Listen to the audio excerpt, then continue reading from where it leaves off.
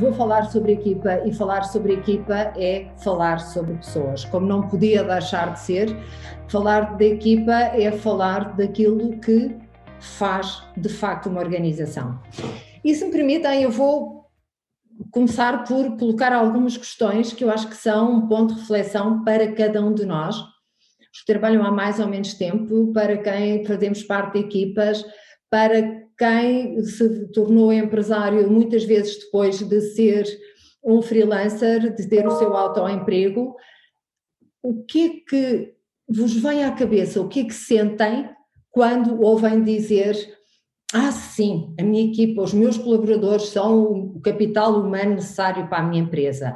Ah, a minha equipa, os recursos humanos são de facto o meu foco. Ah, a minha equipa, sim, o principal ativo. Eu fico profundamente zangada. Para mim, uma equipa não é nada disto.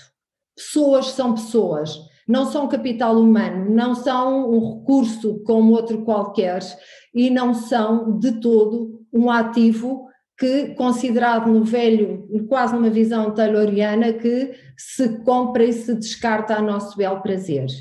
Pessoas são pessoas e também vos deixo a questão, como indivíduos, como é que nós nos consideramos pessoais quando estamos em casa, profissionais quando estamos na empresa, aquela velha máxima de que vamos deixar à porta os nossos problemas, à porta do escritório porque não os podemos trazer para dentro da organização.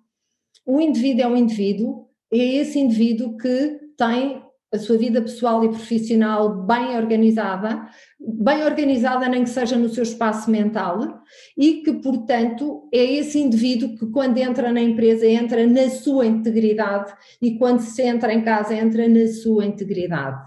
Porque eu repito, pessoas são pessoas. E há outra coisa que me irrita profundamente e tem-me irritado muito durante esta pandemia, se me permitem a expressão e a minha partilha, quando se fala em hard skills e soft skills.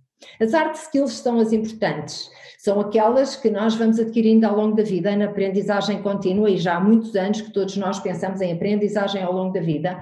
Ela é imprescindível porque de outra maneira nós estagnamos e vamos ficando para trás, mas esses hard skills que são tão valorizados e com toda a razão, porque eles vão sendo atualizados, há novos desafios, há novas aprendizagens, há novas descobertas que nos fazem atualizar. Mas então, e onde é que ficam os soft skills? O que é que são os soft skills? Os soft skills são aquilo que nós temos que ter em consideração e que nós temos que pensar em primeiro lugar quando pensamos na equipa, no seu alinhamento e naquilo que são as relações entre as pessoas.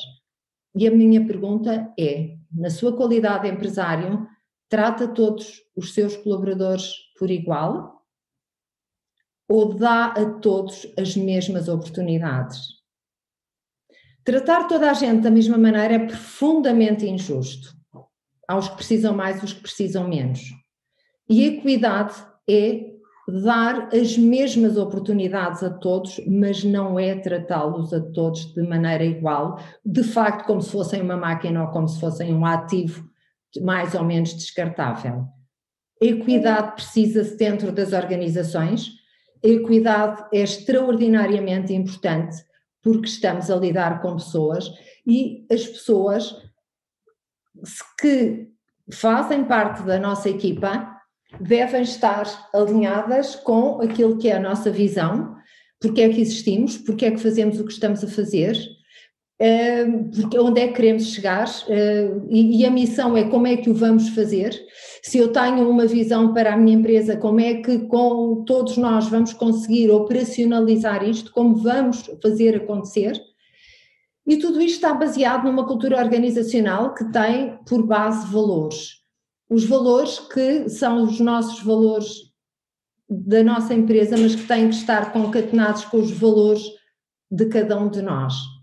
Se os nossos valores individuais não estiverem em linha com os valores empresariais, dificilmente nós vamos conseguir sentir-nos alinhados dentro da equipa e como fazendo parte integrante dela.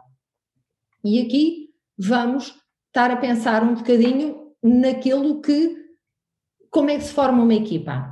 Há aquela célebre fórmula que ultimamente tem sido muito usada, nomeadamente pelo Roger Hamilton, que tem se dedicado muito, e em tempos de pandemia, a trabalhar equipas, que é a velha fórmula de a equipa passa por 4 estágios e depois, posteriormente, um quinto: o forming, o storming, o norming e o performing.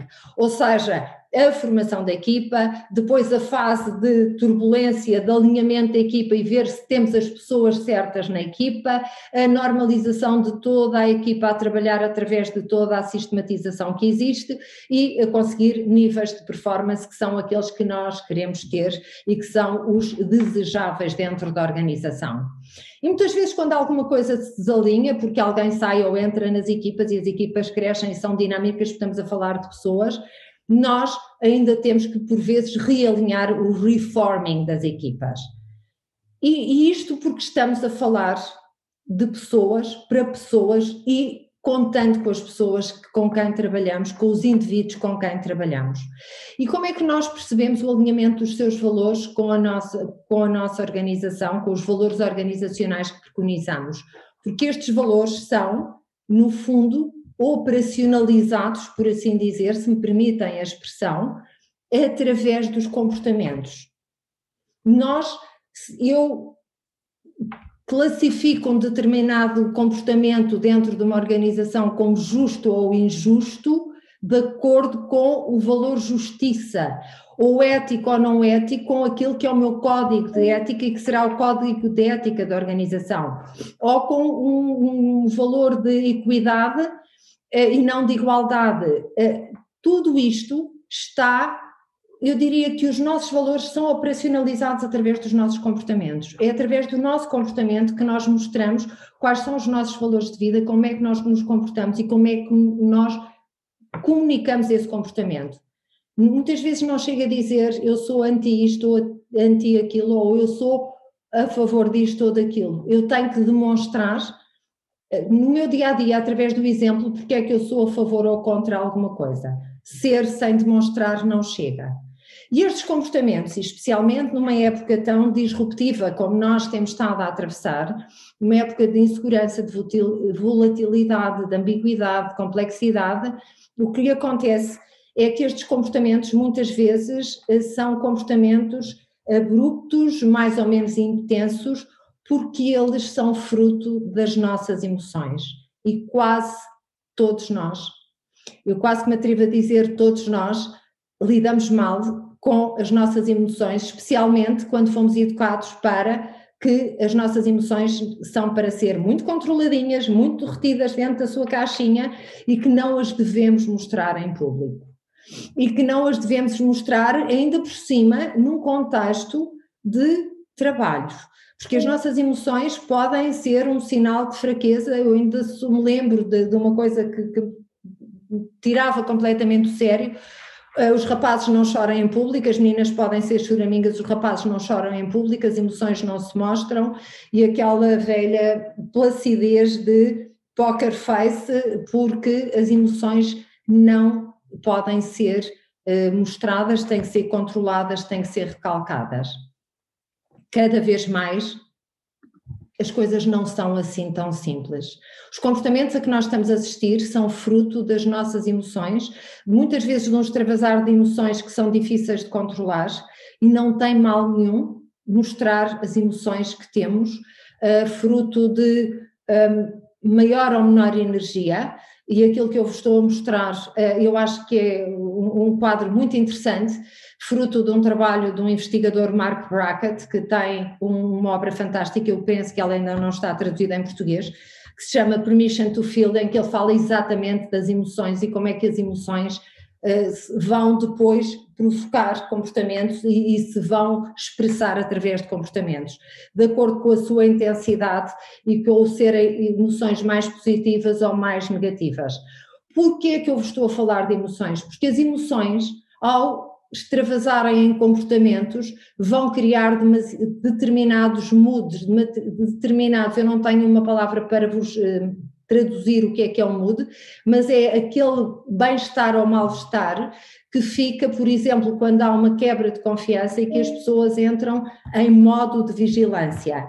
e que ninguém fala no assunto, mas toda a gente fica a vigiar o quê?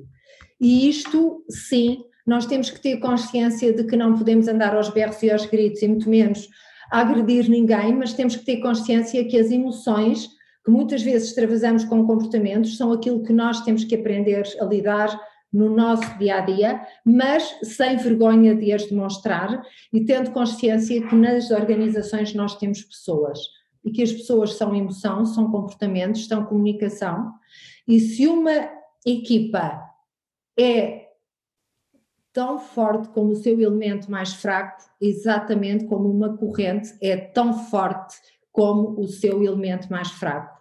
E quando o seu elo mais fraco parte, a corrente parte e a equipa também. E se nós queremos chegar ao topo da montanha, somos todos precisos, somos todos importantes, somos todos imprescindíveis, somos todos pessoas com comportamentos, com emoções, com que temos que aprender a lidar, e não há ninguém que seja descartável, nem o Sherpa, que nos vai ajudar a levar os mantimentos e que nos vai levar a chegar ao topo. Portanto, vamos aprender a lidar com as nossas emoções e a pensar que na nossa equipa todas as emoções são bem-vindas, porque estamos a lidar com pessoas.